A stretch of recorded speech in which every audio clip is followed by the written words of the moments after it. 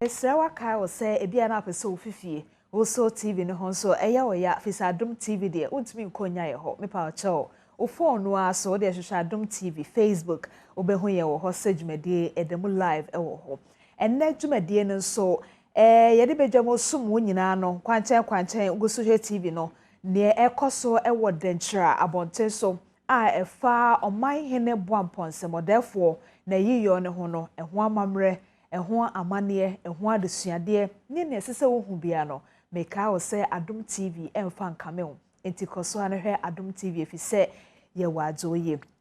da obonkrata na ba ye bebobo so kakra e de ama wo kasebo ebeba wakwam efisem beba wakwam nenso akoye wukuada enti ahosepe enso beba wakwam na agokansie honsem enso aba wakwam medinde ma metra diamond me ne afia mankwa atamaklo ena ye wa ha ye de bedwam no besom nemom se no wotwe no nya bo na sefisem no kwa wie ya kwasi asempa enso betena se de pensempense mu no abro enti adesede ne se koso a na hwe Adom TV menim se wo hwe mpo dada enti menim crew ni nyina ye dase meka crew dia na ebi nkoma asenkafo won ebe fa ye fiefiem ede ye bedu adwumam anopei Florence Adaroma ena watwimanim wa mama han lawyer wo manimu a me ho aye wo fei ena afen so camera for wa ha mini abai ene anuanom mema Frank Asempa ne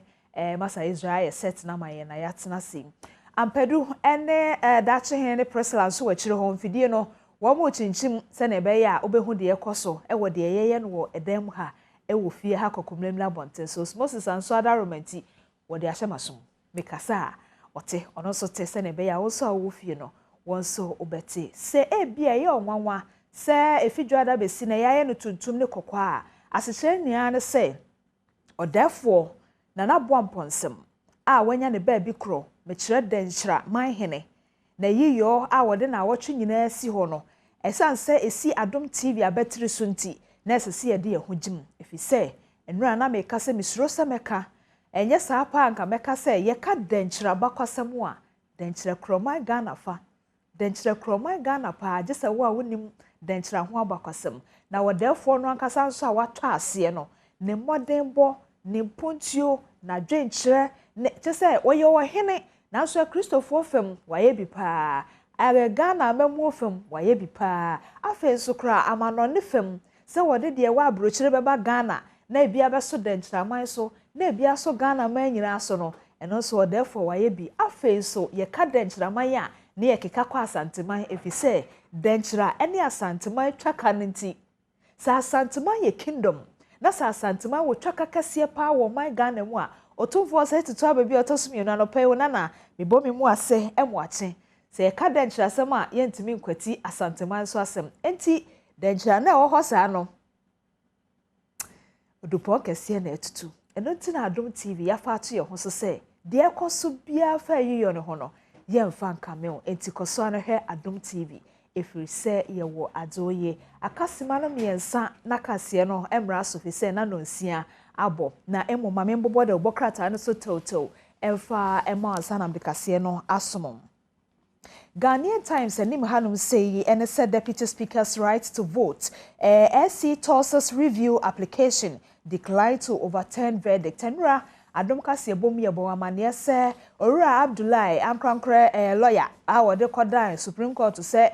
Deputy Speaker mrahye ti amehena bedi akire no wono benya kwanya ato aba wo bra wokura sa de bre no wo bra ti amehena nkasa ne ho no wonhwe nya mu sakrae no Supreme Court agina ne tumi ne Ghana mrabatan no so abo asem na gufi se wo ye no sa enye Professor Atodankan urges world leaders to dialogue immediate to end Russian-Ukraine war. Professor Atodankan ya meka na semi eye papa yi akwa efeso no ena wo ye ya na no kreso anya esi aduro so ye nya anya ntumu no ha ena wo ka se Ukraine ene Russia ntokwa no kura esese wi asesore na wo mutumi ehwede obeya ano ebebrase eno ho asem ne kura papa yi foni ewo ahanum sei Ora kwaja opon kroma eya achimofo ase ayere bi mrahye bedwani wono kra nso na oye so afa wo hwe omanyi ama ne bo eho nsem ho enti ne foni da ha nipa bi ka ne ho asem no say Information Minister applauds Exim Bank for extending support to young exporters na chese mabunu a wo mo mutimi de niam afi omanyi mu ekọ amanone no ena Exim Bank worker che won se safo no won ba besiabo a won ma won bi fi se won obotai papa e de o my Ghana ebedu akire enti Ghanaian Times won sem no ebi enie na mefa eno ento ha na me ko the Daily Guidance so Daily Guide asem kese se ne bana caption no pe wo bo ho amane no or say deputy speakers can vote Supreme Court insists nti and also ho asem na ewo ahai say deputy speaker for wo mo betumi ato abanti enie Mahama proves Baumia rights in US Kokrata fano de toso mi ensan ewo Daily Guide obete saa enkomo yase na obon krata na de na aba nanso no sia no enya abo anesa nti kase bomre na edu so Medin de Mama Diamond, Fremi Lady D, me watching Sanopay, was sorry now she be jump to me.